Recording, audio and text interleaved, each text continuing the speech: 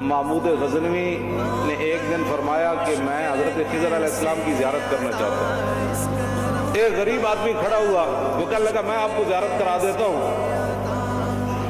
لیکن ایک شرط ہے، میں غریب ہوں، 6 مہینے کا خرچہ آپ کو دینا ہوگا میرے بچوں کو۔ انہوں نے کہا ٹھیک ہے۔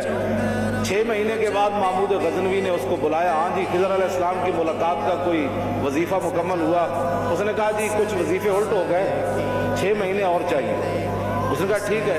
سال کے بعد اس کو پھر حضرت محمود غزنوی بلایا، فرمایا ہاں جی خضر علیہ السلام نے کوئی میری ملاقات کا امکان پیدا ہویا، تسی وظیفے جو کر رہے ہو دریا کے کنارے؟ انہوں نے کہا جی میں کہاں، خضر علیہ السلام کہاں، میں نے تو آپ کے ساتھ جھوٹ بولا، غریب آدمی تھا تو پیسے میرا روٹی پانی چل گیا 1 سال۔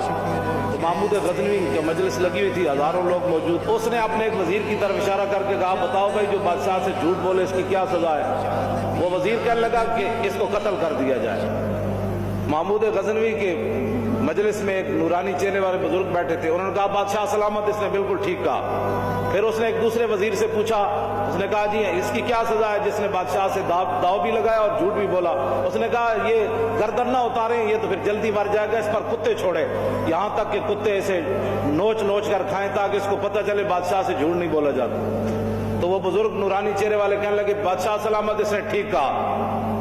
پھر اس نے حضرت ایاز کو کہا، حضرت ایاز کو کہا کہ ہاں جی آپ بتائیں۔ اس نے کہا بادشاہ سلامت ایک غریب آدمی تھا، اس کے جھوٹ بولنے سے آپ کے وقار میں کوئی کمی نہیں آئی، اور 1 سال پیسے دینے سے آپ کے خزانے میں کوئی کمی نہیں ہے، یا آپ اس کو معاف کر دیں۔ وہ نورانی چہرے والا بزرگ کہنے لگا بادشاہ سلامت بالکل اس نے ٹھیک کہا۔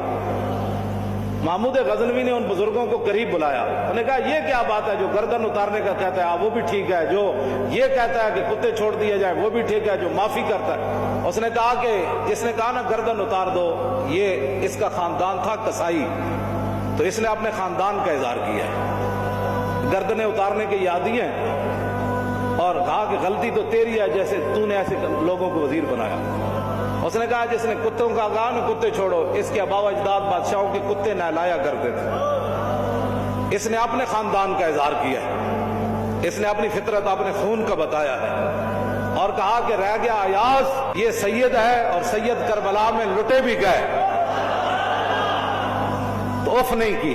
جب یہ کہا نا یہ سید ہے تو محمود غزنوی کرسی پر کھڑا ہو گیا، تو کہنے لگا ایاز تو نے آج تک بتایا ہی نہیں میں آل رسول ہوں، اتنا ظلم کیا تو نے بتایا ہی نہیں آج تک۔ حضرت ایاز فرمانے لگے کہ اچھا میرا راز ان بزرگوں نے کھولا تو میں بھی آپ کے سامنے ایک راز کھولنا چاہتا ہوں۔ انہوں نے کہا جی وہ کیا ہے؟ انہوں نے کہا یہ جو بزرگ ہے نا یہ خود حضرت خضر علیہ السلام ہے۔